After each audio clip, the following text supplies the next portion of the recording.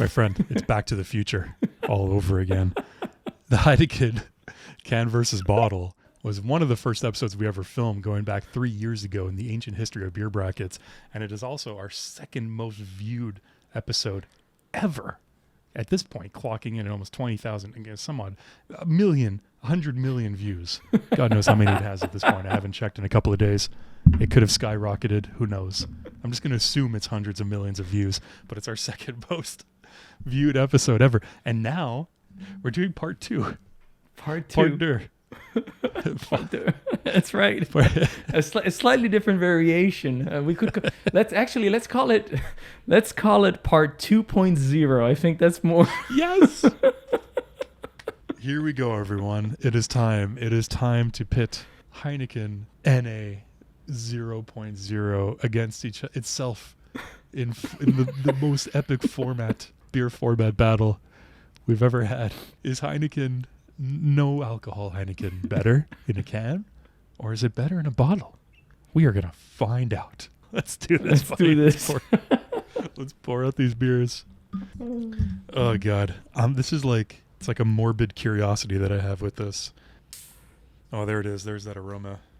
If anybody saw our Heineken sans alcool review, you know that we didn't give it the best of scores, and that was in the context of rating it as a non-alcoholic beer and not comparing it to other beers.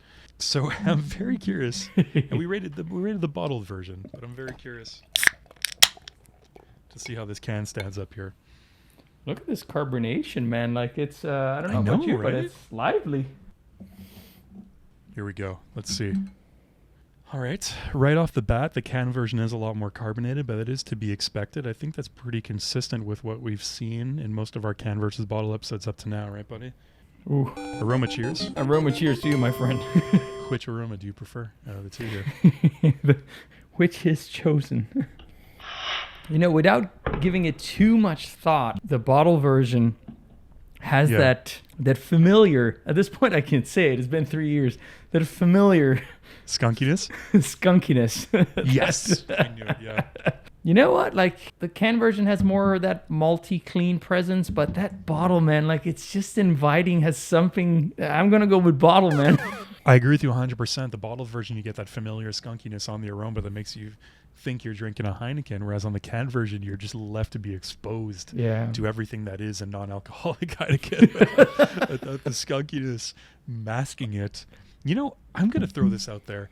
I put out this characteristic, this descriptor in the review, and you were a little shocked. You were a little taken aback. I could see it in your face as I said it. You did not expect me to say it, but I still get like a tomato. Beer tomato. Like a tomato sauce, like a strained tomato, like a passata, like a strained tomato. I get that off this beer. It's weird, but yeah, I'm going definitely with the bottle. It's 2-0 for the bottle at this point, buddy. Our next review category right now is the taste. So cheers. Cheers. Let's go in and take a sip.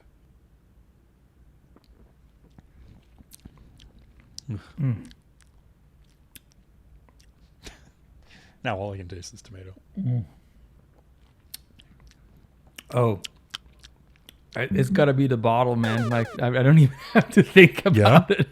I don't get like that note that you're referring to. I guess like there's I can see a vegetal note, like a bit more of how to describe it? Like a vegetal? A vegetal note. It's not grassy. It's but I can see what you mean in that sense. But tomatoes, no, I don't think I get that. But I see what you mean. I see what you mean. We will agree to disagree, my friend. Well, but that's the fun of it. But I think we both. I don't know. I haven't heard what you think, but I definitely like the bottle version has way more character, has more edges to it. It's just more interesting. What do you think? 3-0 for the bottle. Oh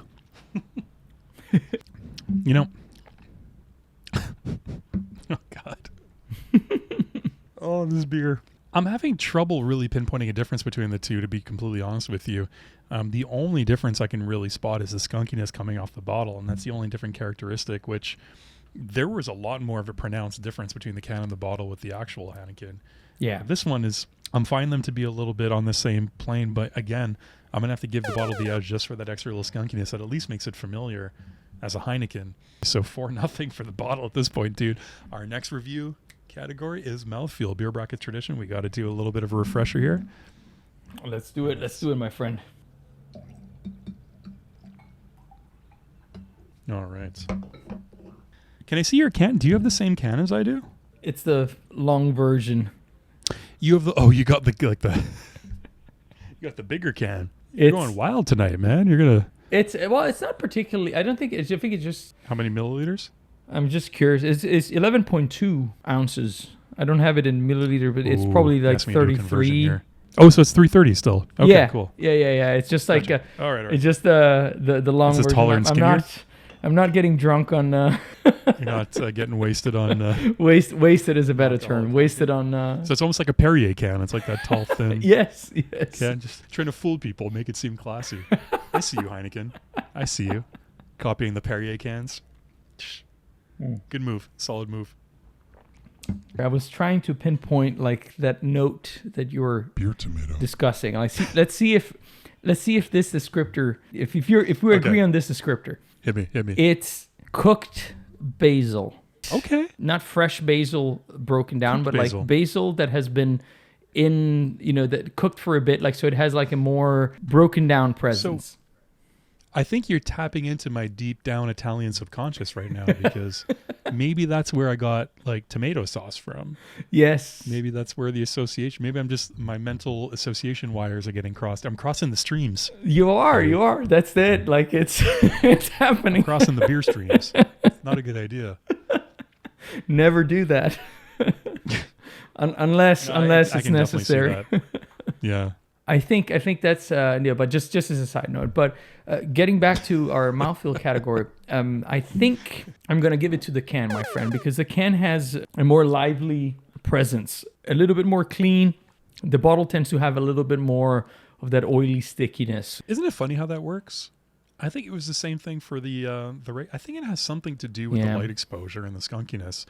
Any beer that I can think of that has a clear or green bottle, the mouthfeel just is a little bit more oily as well. It just has like a slightly different consistency to it that comes with the skunkiness. So that must have something to do with the way the beer is transformed by the light exposure. But I agree with you 100%. I think it's going to the can as well.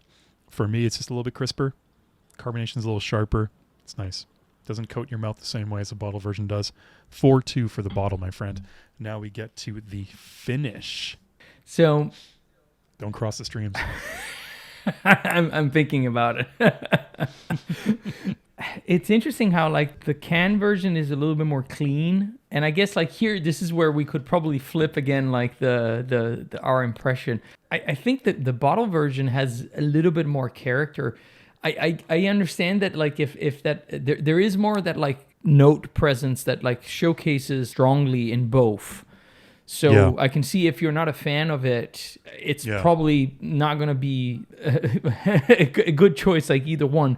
But if I had to pick one, I think I would go with the bottle because I think it has, again, like a little bit more of an edge, a little bit more of a particular character. What do you think, my friend? Like, I think this is going to be an interesting one to hear what your thoughts are.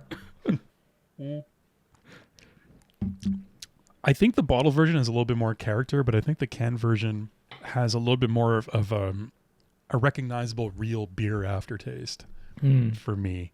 It doesn't have the same amount of character, but maybe that's why. There isn't a lot really going on there. It's a little bit more clean on the finish.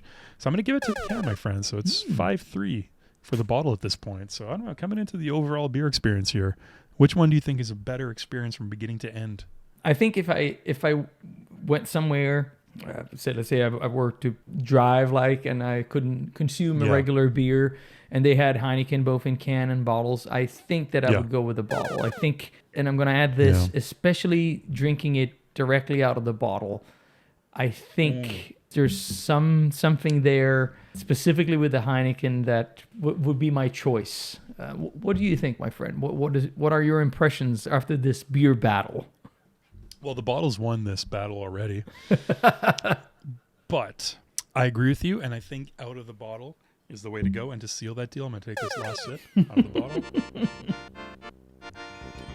Oh, yeah. That's the way to go. if anybody's wondering, if you stumbled upon this video because you were thinking about purchasing some non-alcoholic Heineken and you're wondering which format you should decide to purchase it in, we definitely recommend our beer findings. After doing the hard research tonight for everybody, is to go with the bottled version and drink it straight out of the bottle. That is the way to go. Absolutely. Because you don't get those weird aromas that you do when you pour it out. You're avoiding the weird aromas, and you're just getting the beautiful skunkiness that kind of masks everything else. So definitely the bottle. Yeah, and honestly, like just like you said, it just flows better. Just the whole experience. Well, thank you for joining us, everybody. Let us know down below, are there other can versus bottles you would like the Beer Bracket Boys, as I'm naming us for this week, to do? Let us know down below. And whatever you do not forget to close your non-alcoholic beer brackets. Very important. Never forget. Cheers, everybody.